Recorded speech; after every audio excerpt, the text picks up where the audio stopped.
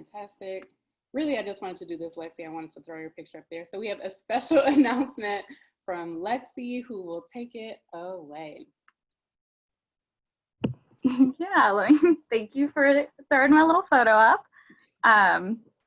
So hi everyone, my name is Lexi and I am a second year in HVAC.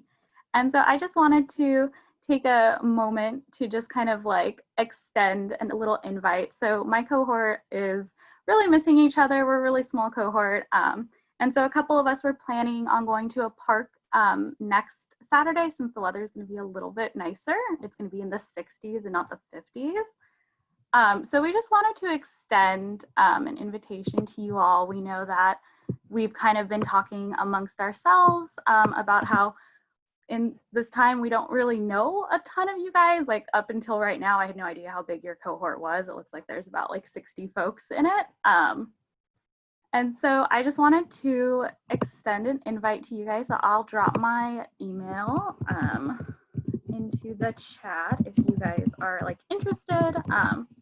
I know I have a couple of classes with some of y'all, so like feel free to like shoot me a message. We do have like a little event on Facebook that we sort of just set as like a reminder for people in the cohort that like we can definitely share with you guys. And if you guys know any second years, like feel free to like ask anyone anything about it. Everyone should at least know about it. We've told everyone in our cohort. But basically we're just gonna like meet at a park and like social distance, just like chat. So like feel free to like bring some snacks for yourself, a little blanket to sit on or a chair, and just kind of like get to know each other. We don't have any like formal plans or anything, just chatting, and it'll be like midday. Like we were thinking of getting there around 2 p.m. at Worcester Park, kind of like in West Ann Arbor. If y'all are interested. I guess, does anyone have any questions? And Lexi, we can also drop the invitation. We do a weekly email for folks. Oh, okay. So we'll drop the announcement. So any other questions for Lexi? We have Brandon saying thank you. I would echo that. Simone as well. I actually have a question if you've got a second. Sorry, I didn't see who that was. I'm Carly. Hi, I don't know if I'm coming up on the screen for you or not. No, but nice to meet you. Oh, hi. So I had a question. I would say like most of us are pretty connected via like various group chats, and we do spend a lot of time in them, and it's been really nice to get to know people that way. So this is obviously like how we're doing in our first year getting to know each other. How has that affected, having experienced some classes in person with folks and then have to transition to, this more remote sort of format? How has that been for you? Just curious. Yeah, it's been really interesting.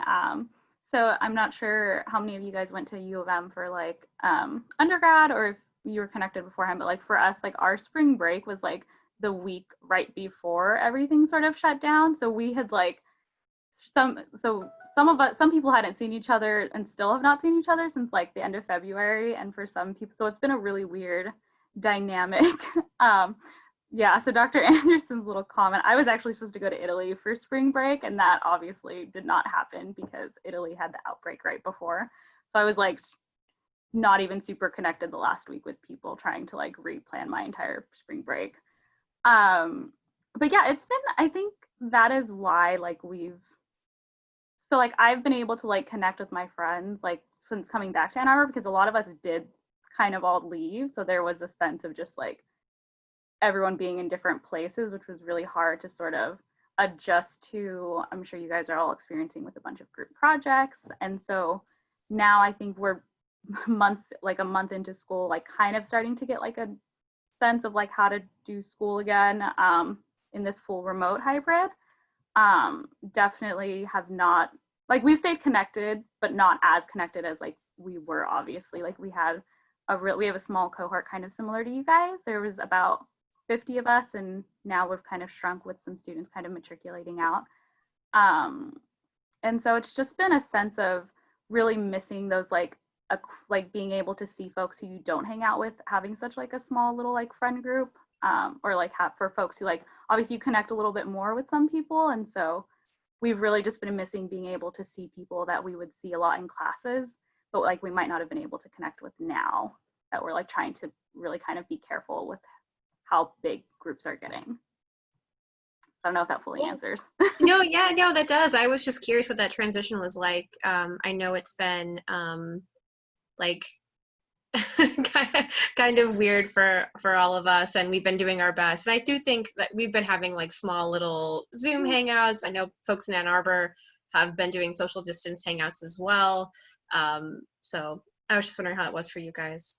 Yeah, and I know like I personally haven't connected a lot with like all of you guys or a ton of you guys, and so I know I don't know if you guys have been able to connect with like second. I know it's like kind of weird in classes, like just kind of getting thrown into a breakout room and that's sort of who you talk to, but trying to really just make sure you're getting whatever assignment done. But I do know, at least from a lot of like the people that I have been talking to, like there is like an interest in like getting to know you guys. So like if there are like second, I don't know what could be a better way to like facilitate. I know it's like weird kind of doing like bigger group things over Zoom, but there is definitely interest from like second years to get to know you guys too. I know we had a pretty good relationship with like the cohort above us, and so we definitely are like, this is like, how do we get a hold of people? I know like we did that yearbook, but I don't know.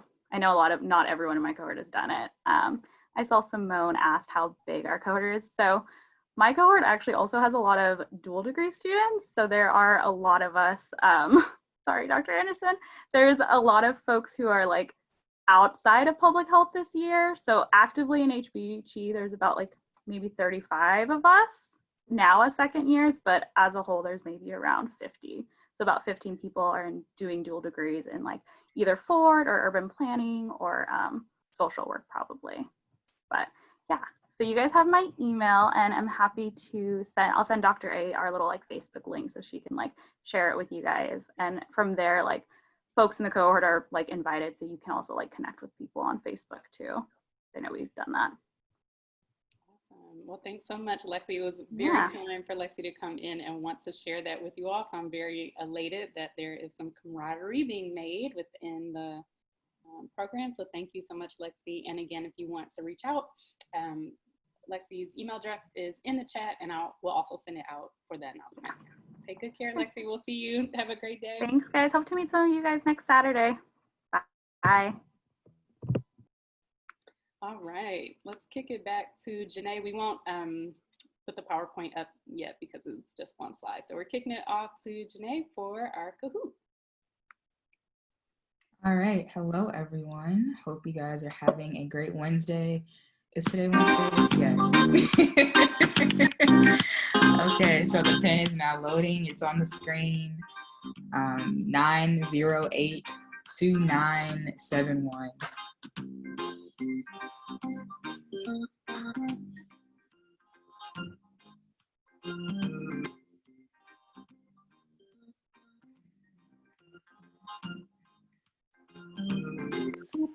Do you want to first name, or do we want to keep seeing what random nickname it gives me?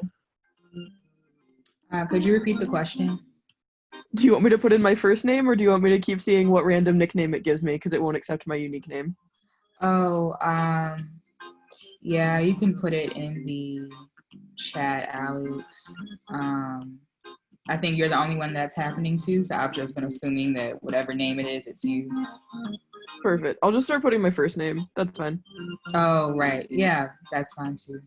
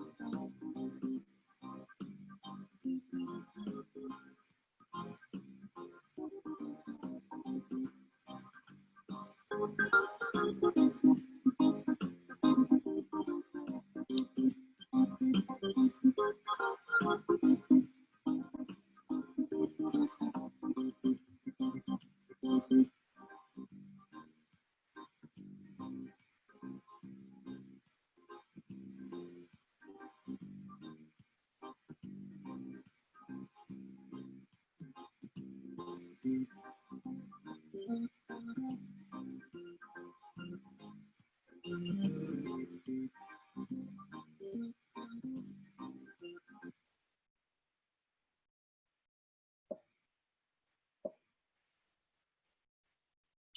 the theory of planned behavior, behavior is determined by perceived behavioral control, intentions to engage in said behavior, perceived behavioral control, and intentions to engage in said behavior, or none of the above.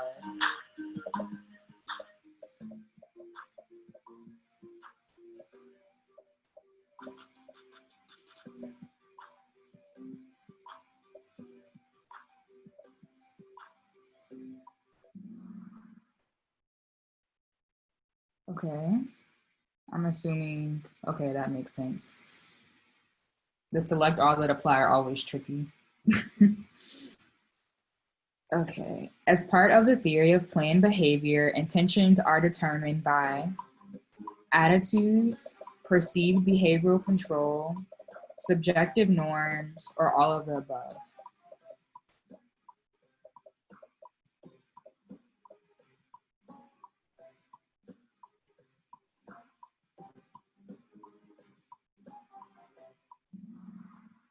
Correct. Good job, team.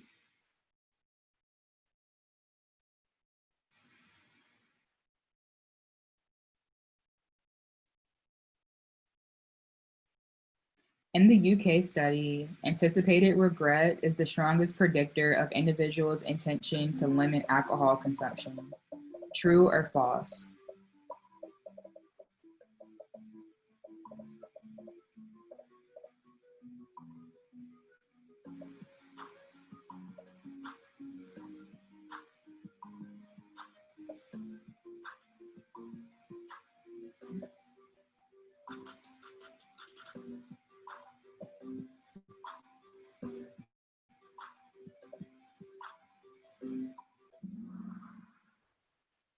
Okay.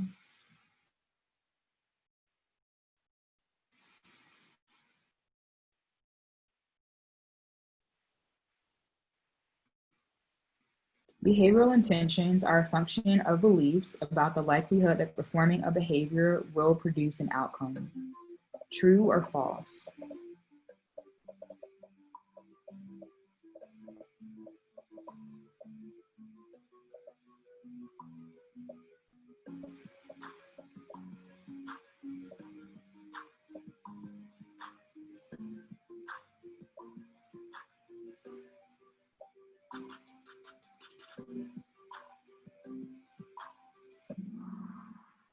Okay. Good job, guys. Well, yeah, that question was just sort of about the definition of behavioral intention, which of course is a construct that you guys need to know. A condition that can affect the relationship between intention and behavior is the stability of intentions over time. True or false?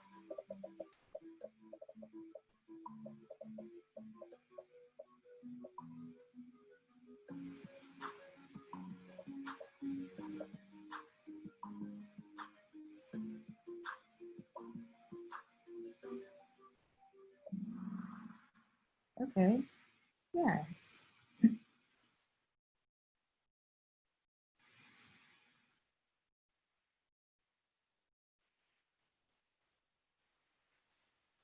The direct path of perceived behavioral control on actual behavior should be significant when the behavior is likely to have some aspect not under volitional control, the degree to which carrying out the intention is under volitional control.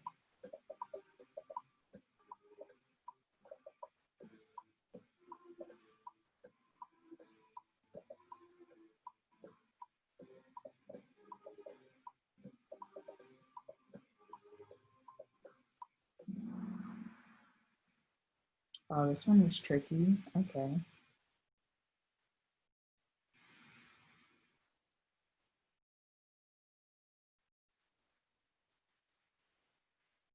Assessing perceived behavioral control over the behavior can increase precision and prediction of intentions. True or false?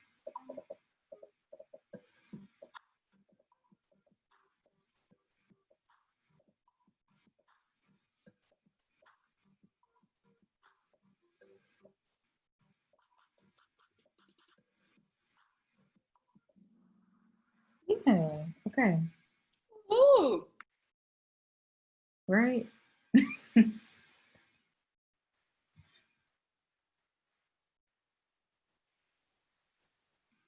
When can perceived behavioral controls provide valuable info for the prediction of target behaviors?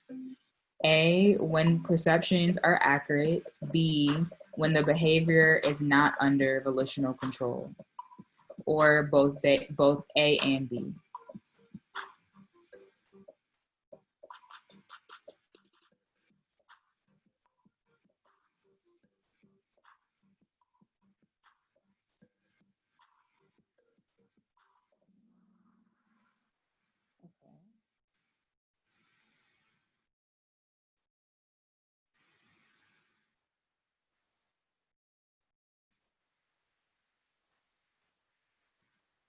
As intention stability strengthens, perceive past behavior blank as a predictor for subsequent behavior. So strengthens or weakens as a predictor for subsequent behavior.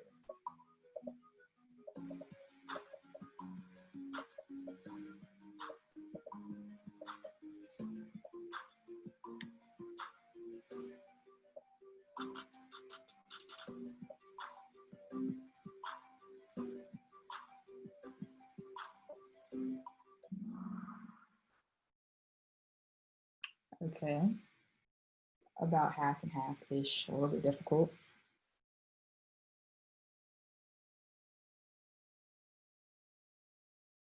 Perceived behavioral control reflects motivational factors that have a direct effect on behaviors through intentions. True or false?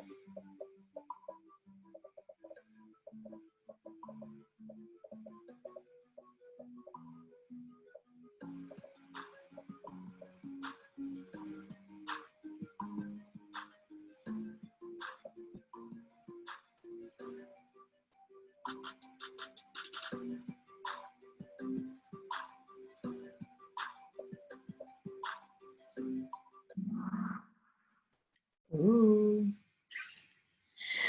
that one kind of got y'all. Not gonna lie, most of the true falses have been true, so I can understand why. Subjective norms and perceived behavior control influence the intention to perform social distancing. True or false?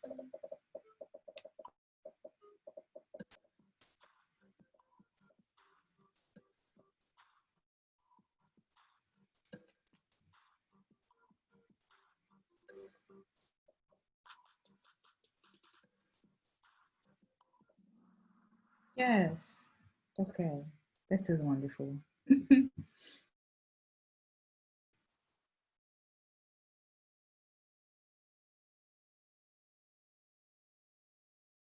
Media sources have an impact on the level of risk perception in relation to preventative practices for COVID-19. True or false?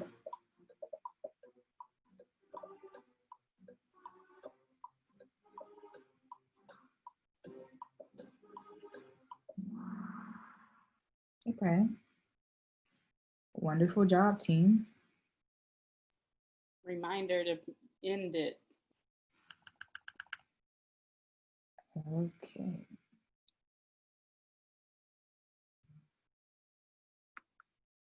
Did you do the end thing, Janae? Yes, I'm Okay. looking for the end, and I Okay. didn't see the end button, but I Okay. resolved the issue last time some magical way. Just So making thank sure you. that you got it. All right. Let's head back to our PowerPoint. Great work today on Le Kahoot. All righty. So we just got through the Kahoot. We'll really not do too much more of a lecture. It seemed like folks were really grasping on to what TRA and TPB were, We will review just briefly the Madden article, like I said, a very quick review on that just to make sure that it stuck with you a bit. But I want to spend the majority of the day talking about application, because a lot of people, including Jadrian's great question of just like, how does this work when we know certain information about folks? So there's going to be 2 applications that we'll do today. You'll get a chance to work with folks in the class to apply the practice. Okay, so again, with the Madden article, it seemed like when we were in the last few minutes of the last class, we were talking about how one can know whether they should go the TRA route or the TPB route. What evidence exists that lets me know that if I was doing, say, a rap battles of history, like I should choose one over the other, right? So without putting information up here, can you let me know as readers, as people who are evaluating and consuming an article, where you go to find that type of information? So if I'm not someone who necessarily knows what all the fancy schmancy statistical analysis were, where can I go to discover where some of these components of like, oh, here's some takeaways would be?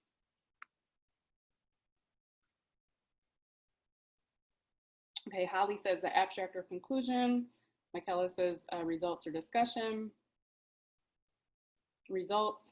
So the results here, and you all are welcome to keep the comments coming in. The results here may have been a little confusing for folks, right? So it seemed like there was some challenge in understanding exactly what it was that Madden and colleagues were talking about here. So I want to orient you just a little bit to what I would do and what I understand about the article.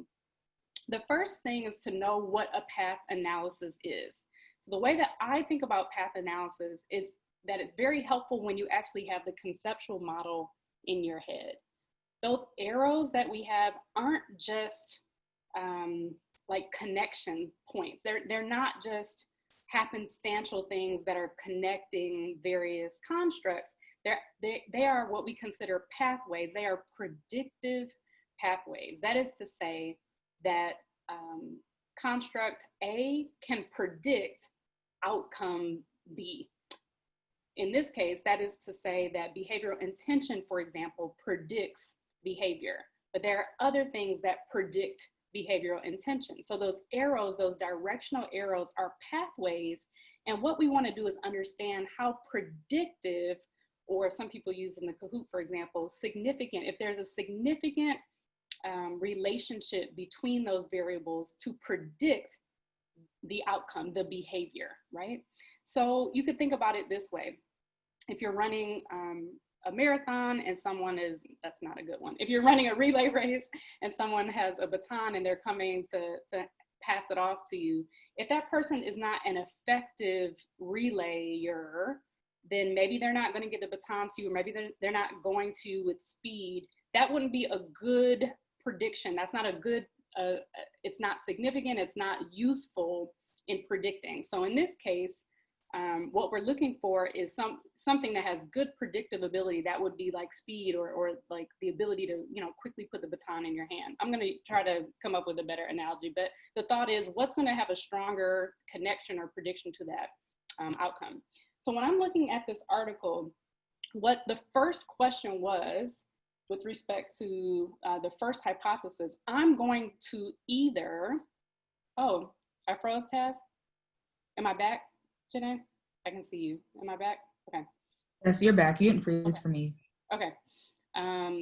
So when I am reviewing a paper and I'm trying to understand what it is that they're even trying to do in the first place, the first thing that I'm going to look at is the abstract. So the abstract gives you an overview, a very quick overview of what the goals are of the next 7, 8, 20 pages, right? So here we're looking at, again, the snapshot of what this abstract is. And I'm going to jump to where it says the present research compared Adson's theory of planned behavior with the theory of reasoned action for 10 behaviors chosen to represent a range with respect to control over performing the behavior. So what I'm looking at are 10 relay runners on the line ready to get something. So something is ready to be predicted or to like direct and influence onto those 10 behaviors on that starting line, right?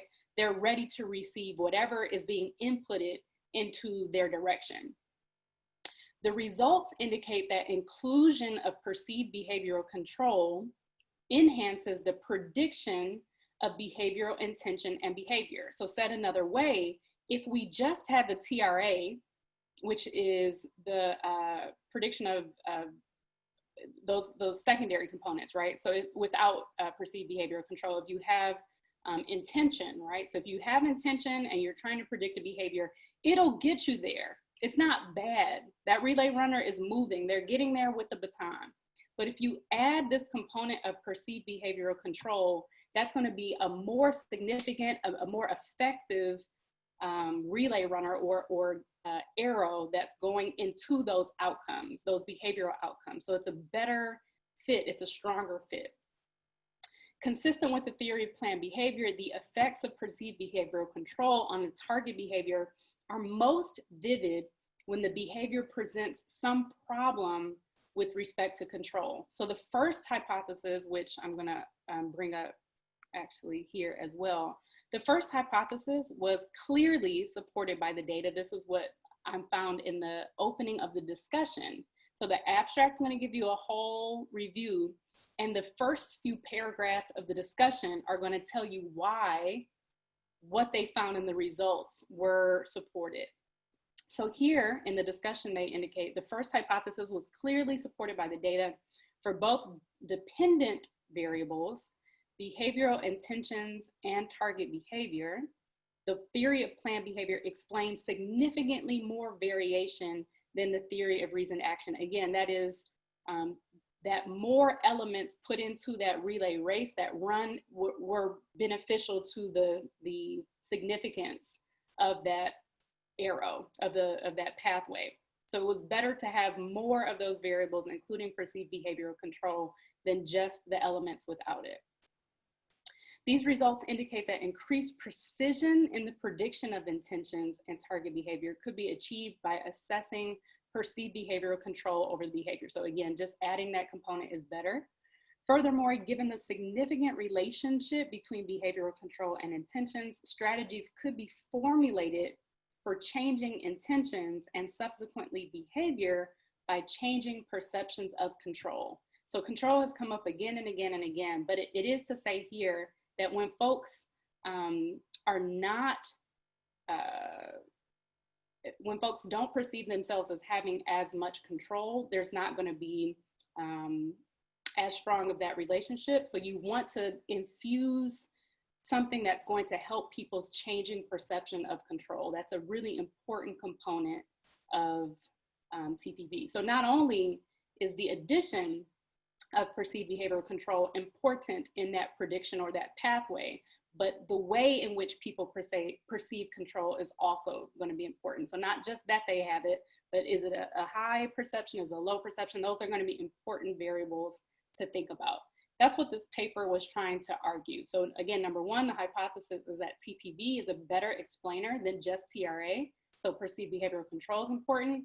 And then the second hypothesis, the degree to which folks see themselves having control is also going to be important in predicting those behaviors on the finish line, if it were. All right, so that was me rambling about science. What questions, comments, or concerns do folks have about that article? What can I clarify?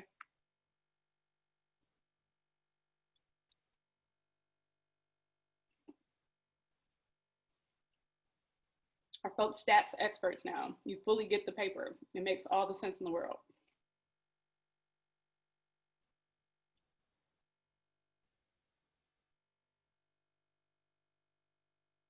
Okay, I'll be here if you want to get clarity, but I wanted to bring this up because I know not everyone is coming from the same, say, like research background. So maybe reading a paper for some people is fairly new in this program. So again, I'd start with the abstract just to get a full picture of what it is that the paper is going to say.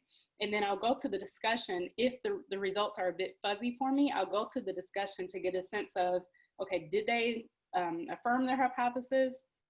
How did they go about doing that? What are some of the takeaways that I'll get from that? So that's how I would read this Madden paper, and how I would come to the conclusion that in an epic rap battle, TPB would absolutely dominate TRA. Great.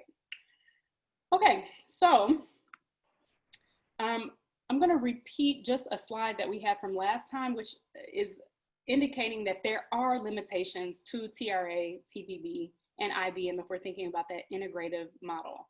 Again, it's too parsimonious for a theory about volitional behavior. We're thinking that folks are rational when they're really not. We're not thinking about emotions at all. There are folks like Joe who indicated learning about being an inclined abstainer, but not acting. And then it predicts behavior, but not how to change that behavior. So then the question that Jadrian and other colleagues had was, well, how do we go about using this? So again, today I want to spend a good chunk of time with you all actually using some of these constructs and engaging with each other, or with some of the things that we're facing right now with respect to mask wearing. So 3 of the ways that we will go about utilizing the TRA, TPB, or the IBM are through elicitation interviews, which we'll be doing today, where we identify the relevant issues from those interviews, and we design intervention activities that are most relevant constructs for that population. So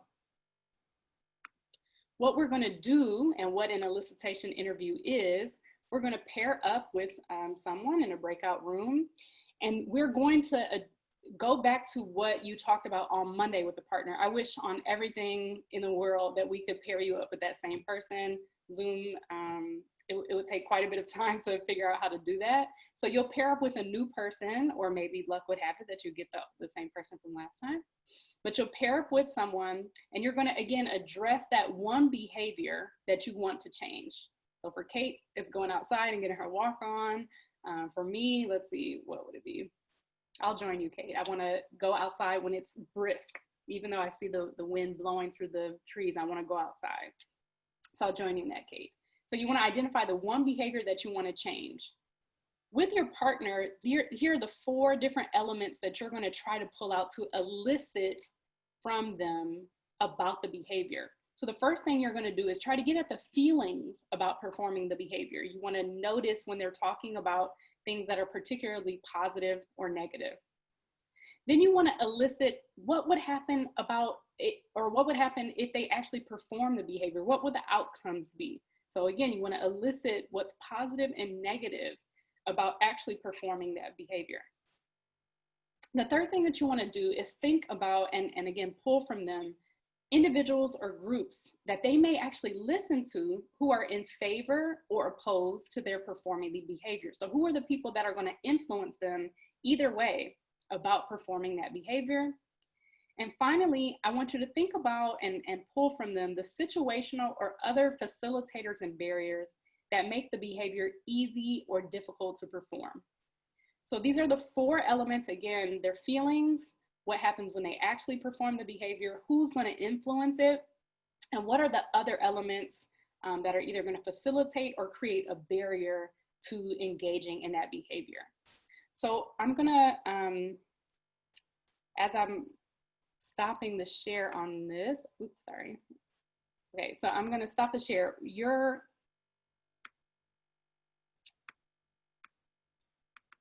activity sheet, which I'll drop in the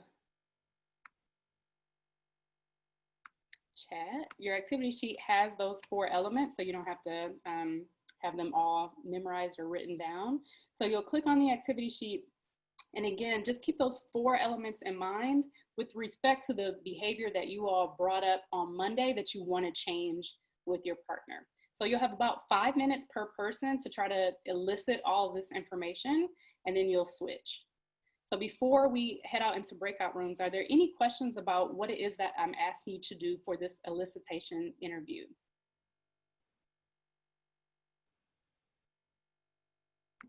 Dr. Anderson, would you like us to write these things down?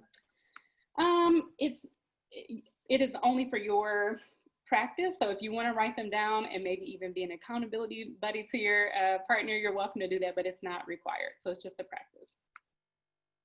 Any other questions that would be helpful?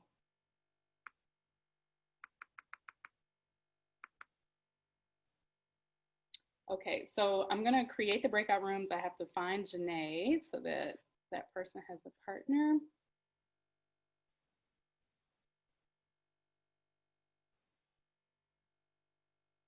All right, so Katarina, I'm gonna move you to a group that already has two. We have an even amount of, someone keeps dropping in and out because their Wi-Fi. I'm gonna just assign you to a random group. So one group is gonna have three. So unfortunately, I am gonna ask you all to speed up the process a bit when you're working with your tricycle group.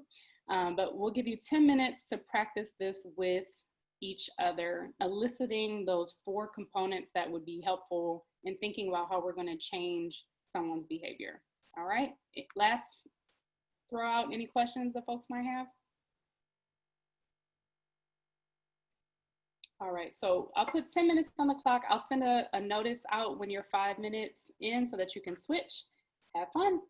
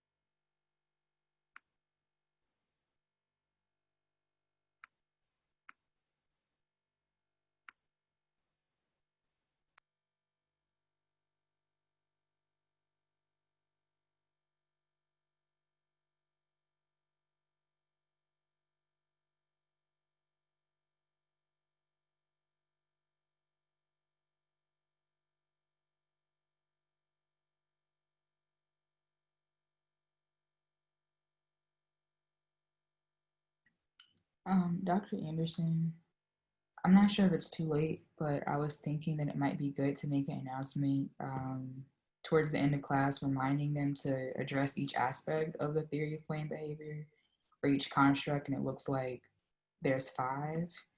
I guess it could make people panic more, but I just thought about it yesterday. For the people who are submitting it late, you mean, or? Hi, Meredith. There was no one in my breakout room. Oh, Meredith. Okay. I think someone is losing their Wi-Fi. Do you know what group you were in? I think it was 20, but I waited for like a minute and a half, 2 minutes, and no one ever showed up. So Yeah. Okay. So hold your horses. I'm gonna jump into breakout room 18 and grab somebody out. 1 second. Okay.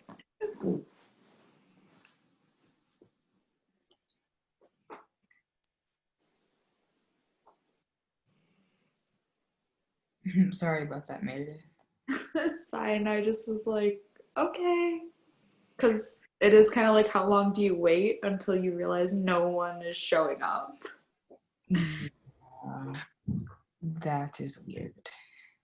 Because I've gone to some breakout rooms where it takes like several minutes for people to show up, but Mhm.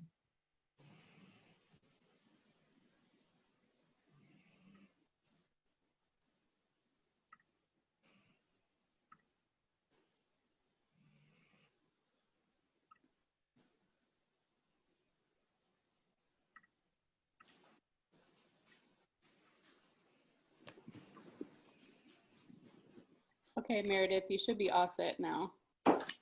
okay. You go back to that room. Okay. Do you know how to do that, or do I need to reassign? I think you might need to. I don't know how to go back to a breakout room. Okay.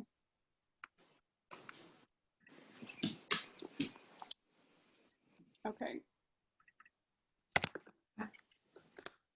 You should be all set now, Meredith.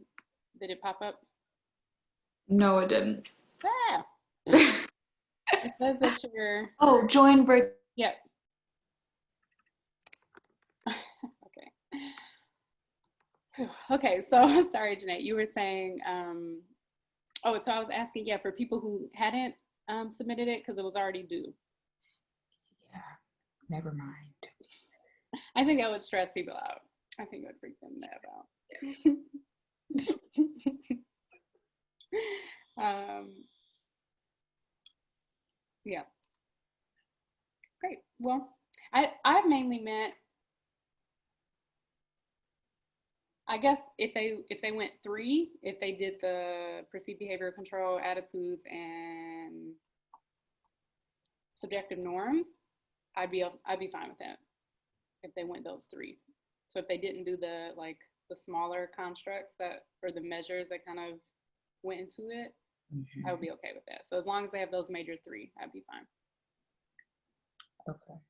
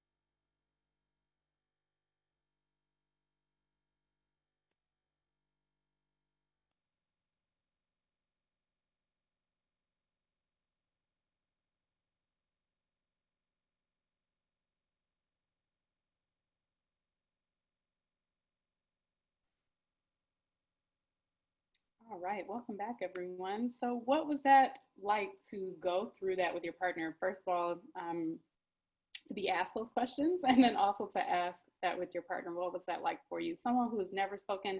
Alexis, I'm seeing you up on the screen. I don't know if I've seen your beautiful face before, so I want to hear some words from you, please. Yes, sure. Hi. It was nice to do it actually. Just to be able, I think practicing interviews, that's been something we haven't been able to do during COVID with like field work and stuff being canceled. So it was actually nice to practice that skill. But it was also interesting seeing, I think, different contextual barriers and facilitators, like the question about relationships to folks in your life and their attitudes towards that behavior. I thought that was an interesting thing to see our differences, both from a personal network perspective, but also from a professional network perspective in terms of how that influences behaviors. And then I think COVID overall just blended with all of those factors as being an influencer. So yeah, thank you so much for that.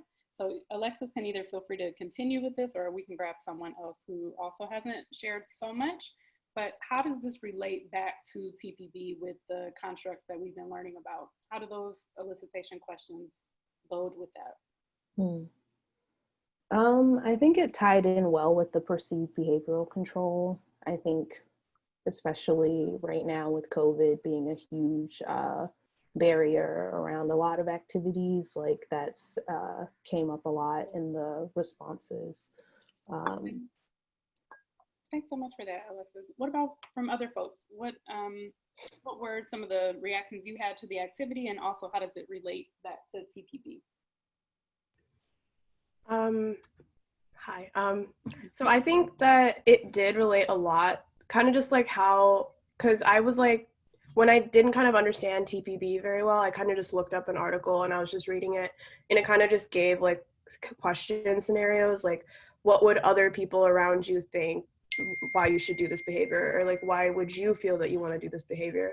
So I feel like when I was thinking of TPB in more of like a conversational aspect, I think it connected really well to this elicitation interview type thing, because we were ultimately having a conversation about why we thought we should change our behavior and why we thought other people would also think we should or shouldn't change this behavior.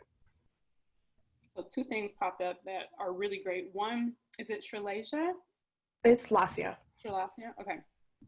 One thing that Srilasia brought up, which I think is really helpful, is how we take something like the Madden article and put it into the world.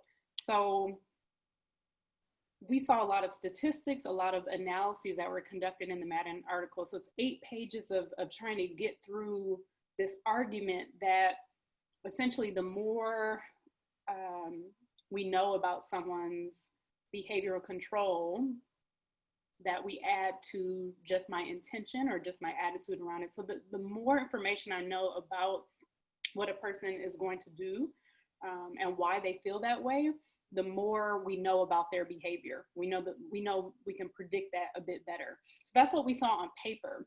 But what was just mentioned, I think really nicely, is that actually matters for that conversation. So if you stopped the conversation with someone on what's your attitude and what's your intention, that would be all you would know, and that's all you could do to help that person achieve that behavior.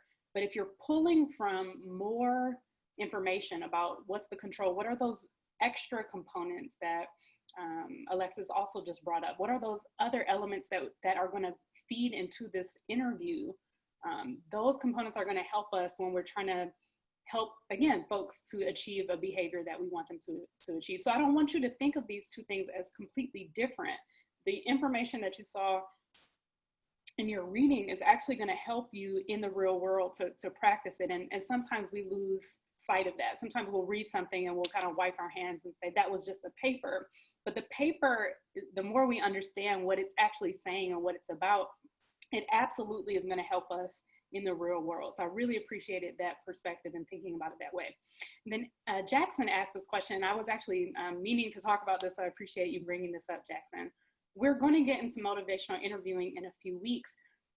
There are some different strategies that are used within motivational interviewing, but elicitation interviews feels a lot like it. When I was creating this slide for today, I thought of motivational interviewing as well. There are some overlapping components, but really elicitation interviews are aligned very nicely with the theory of planned behavior, whereas motivational interviewing overlaps a little bit more with some of the theories that we're going to be talking about in a few weeks. So it's really just what's the theoretical basis, what are the constructs that these strategies like elicitation or motivational interviewing are pulling from, and how can you move someone's behavior slowly to achieve that outcome once you're able to elicit or motivate someone to do something. So they're not completely different, but they do draw from different theoretical foundations.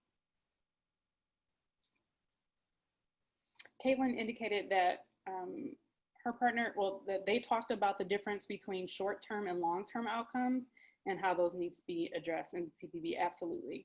So there are some things, again, that are still short-sighted and limited about this theory. But the goal is to really start to help you understand how to move from the paper to practice. And hopefully this was a first start on how you're able to get people moving based on this theory. So that was activity 1. And I'm still happy to, if you want to drop things in the chat, to read over it and to get a sense of that. But I want to make sure that you all have time for activity 2. So I'm going to share my screen very briefly again.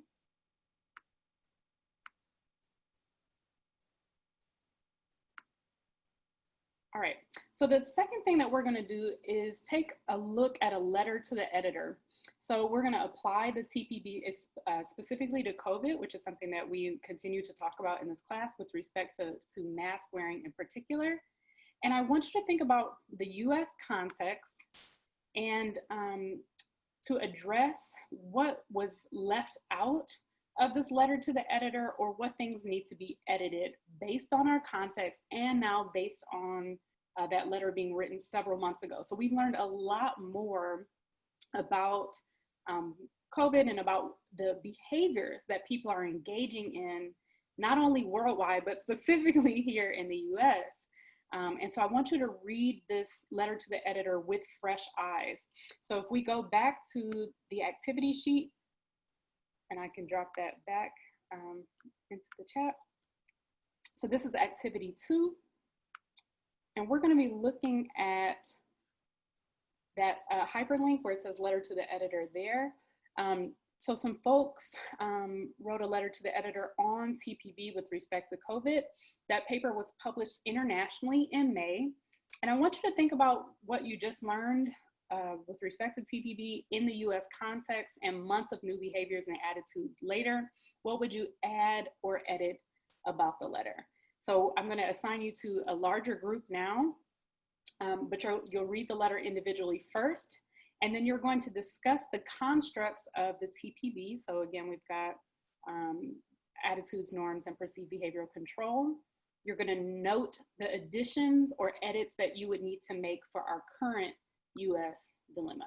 So again, read the paper individually, then you'll discuss with the group the elements that are here on this paper.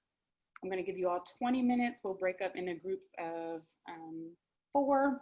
That'll be fun. Any questions before we start the breakout?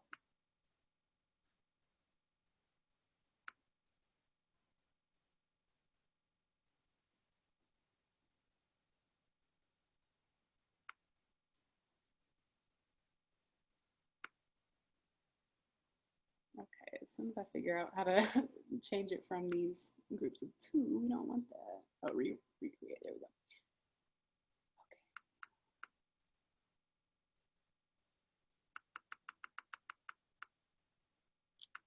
Okay, you might have 3, or well, we'll do 3 to 4.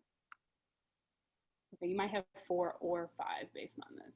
So again, read the article individually and then discuss how you would update it for a US context months after this has been written with respect to what we know of new attitudes, new norms, new behaviors. All right, I'll be here if you need me. You have 20 minutes. See you soon.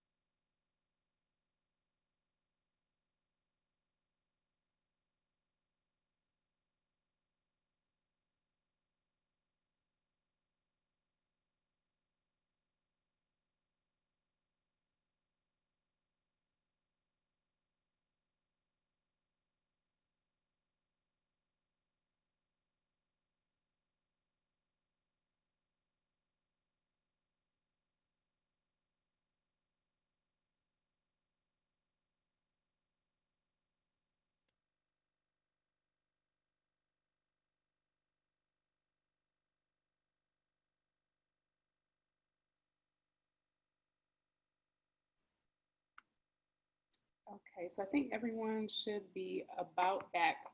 We're not going to have time to fill this out using our fantastic annotation that we learned about last time, but tell me a bit about some of the things you would edit or add in the attitude column. What did you and your colleagues indicate needing to edit or add there? So one of the things that we talked about was kind of taking the focus away from whether there are resources and whether people feel like they have access to those resources in order to do things like wearing masks or social distance or anything like that, and kind of focusing it a lot more on having a norm of wearing a mask. We talked about how law enforcement, like in a couple of Michigan counties, basically said, we're not going to enforce this, and how that kind of made it a norm for people in that county to not wear a mask because, the law enforcement said, hey, you don't have to do it. Mm-hmm.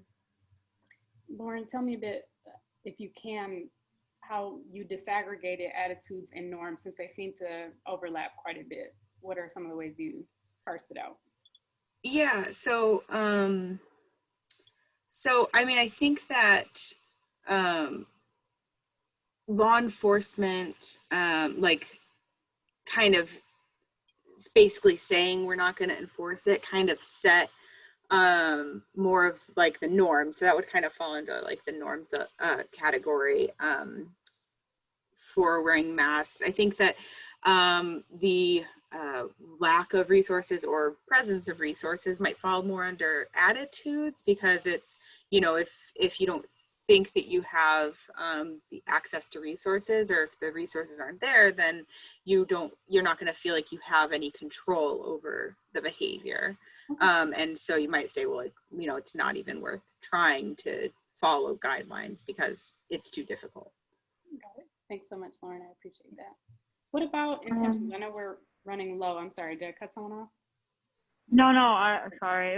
I was just gonna say I was also in Lauren's group, and we talked a lot about like how social motivation is can impact intentions, because I feel like at the beginning of COVID, and I think Janae even said this last week, some people wear masks because they don't want to be chastised, instead not because it's actually they actually feel like it's impactful. So I think at the beginning of COVID, it was kind of a trend to really practice social distancing, even if you didn't want to.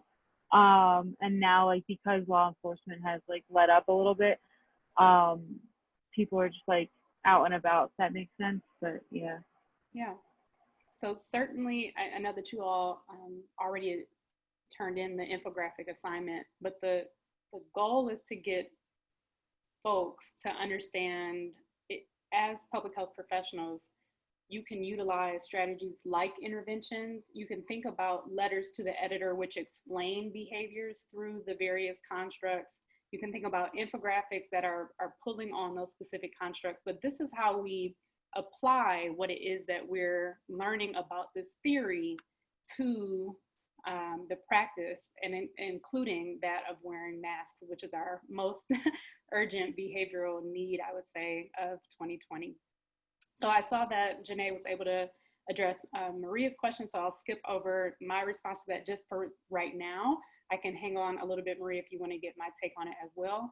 But just for our exit ticket, I know that we're at time. So what's one thing that you learned today that you otherwise didn't know?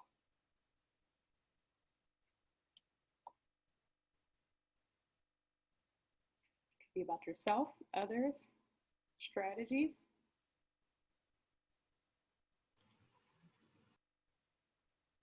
Yeah, not necessarily something I learned, but I really enjoyed the elicitation interviews. With respect to TPB, I think I understood it a lot better when it was addressed in a question format. Great. So I was happy about it. Thank you so much, Simone. Caitlin, I saw you come off of mute. Did you want to add something? Yeah, I was just going to say, through those interviews, I also learned about myself, at least. My behavior is very influenced by what my peers are doing also. My behavior that I wanted to change was procrastination. And so I realized that you know, when I see my friends working, when I hear about my friends working on assignments, I feel more motivated to work on homework. But when I also hear people saying, "Oh, I haven't started this. Oh, you know, I'm also behind," it gives me a little bit more. I feel like I have more room to just procrastinate. Yeah, thanks so much for that, Caitlin. And then if you need me to address anything that requires more clarity, you can stick around or put it in the chat, but I know that we are over. So next week, we've got 2 great guests who are going to be joining us to talk about some change models. I look forward to addressing that with you all next time. Have a great week and weekend, and I'll see you Monday. Thank you, as always.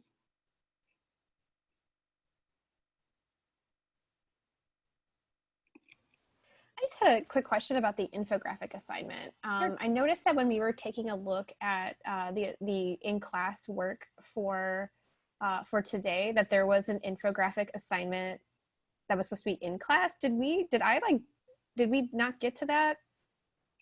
So we were able to talk about what would have been important last week. So let me come out of the screen share so that I can look at it.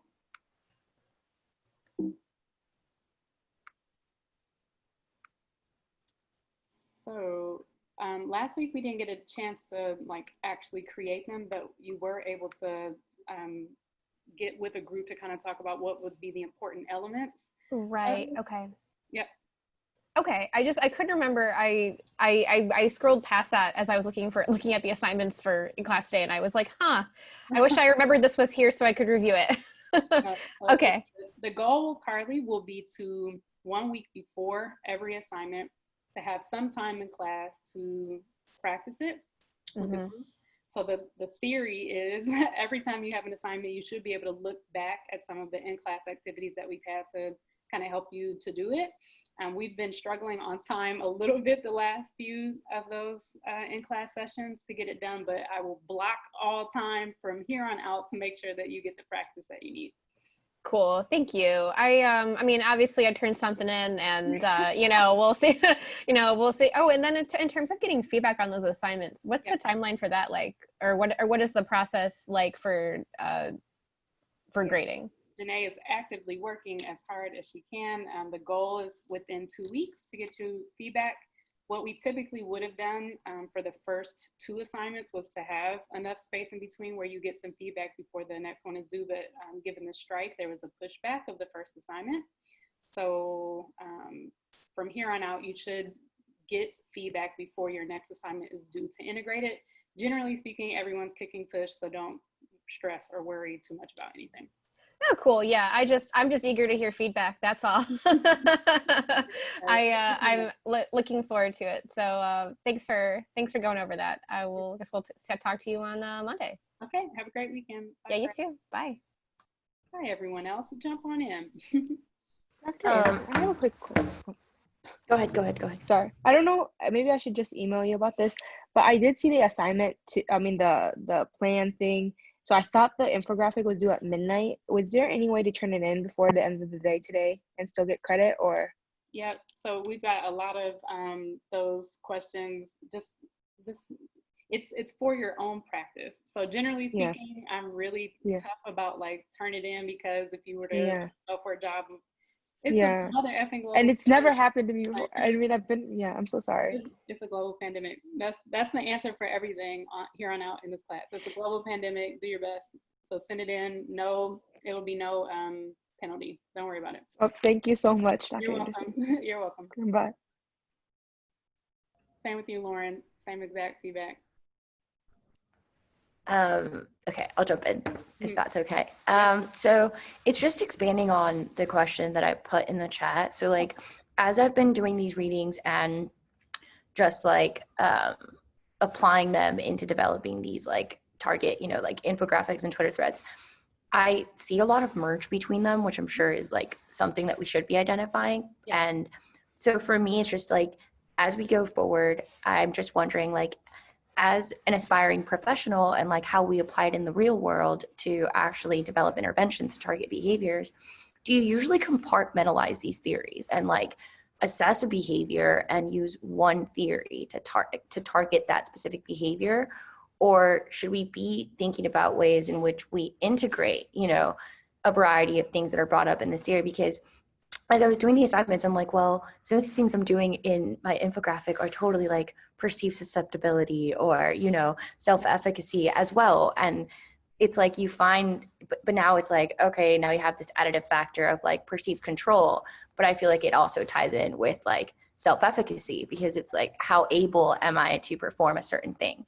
So I'm just wondering how to go, like, if I should be making these connections, if it's easier to just compartmentalize them and use them adequately. I don't know if I'm being really clear. You are. So I've got two ways to respond to that. One is, remember that there is an integrated behavioral model. So we didn't really go over it too much this week because we've only been exposed to two models thus far, or two theories thus far. I'll continue to bring it back in the class when we address more of the constructs that are in there. But people have tried to come up with a more parsimonious or like comprehensive model that's bringing in all of these elements that we're going to continue to learn about, that you'll continue to hear time and time again. But here's the dorky answer that you'll get as well. So do you understand the idea of variation or R squared? Does any of that make sense to you in your not yet. not there yet. I'm gonna use my favorite way of explaining this on Earth. If you have a pie, and if you're trying to make a delicious pie, if you only have one ingredient, that's gonna probably not be a great pie. Like maybe it'll be a decent pie. Maybe like you would give it a 40% of like excellence in terms of how good that pie is. But like a pie with just milk or just eggs isn't gonna really cut it, right? Yeah. But once you start figuring out, all right, I've got eggs, I've got milk, I've got sugar, I've got flour. Those are really important ingredients for this pie. And it's the building block of all the pies that I'm gonna make, right? So now I'm up to like an 80% excellence in terms of pie, right? But then if I put in maybe like chocolate chips or like maybe blueberry, like now I'm starting to get more specific, and I've got the name of a pie, a blueberry pie. So the variation or the things that make up why this blueberry pie is so fantastic now have 5 or 6 ingredients. So now I know what those are. But at a certain point, when you start adding every single ingredient in your cupboard or in your refrigerator, you're only getting to like maybe 0.5 or like 1% better of a pie. So now you're adding more sweetener, more chocolate chips. It's not contributing to a better pie. We don't know more about it. You're just adding more stuff to it. So at the end of the day, models are going to have similar things like ingredients to a basic pie.